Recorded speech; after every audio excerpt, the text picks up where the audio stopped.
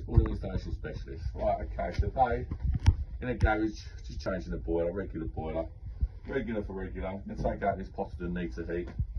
Very good boiler back in the day, about 25 years old. We're just going to be putting in the trusted Worcester 24 hour means 24 kilowatts. So obviously quite a powerful boiler. We've got 15mm gas at the moment leading into this, feeding this boiler. We've got 22 down there. We're going to cut the 22 off down there and run 22 straight into the boiler. Connect to existing primaries, obviously flush out the system, get rid of all the black iron oxide, sludge. And then that's about it really. Condensed pipe, because they're high efficiency condensing boilers.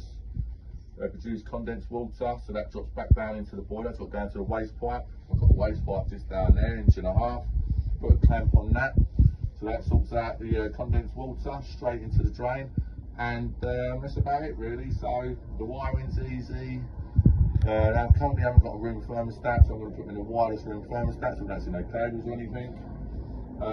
And that is it. So flush it all out, put in the right chemicals, the right inhibitor, and sign it over with a 10-year guarantee.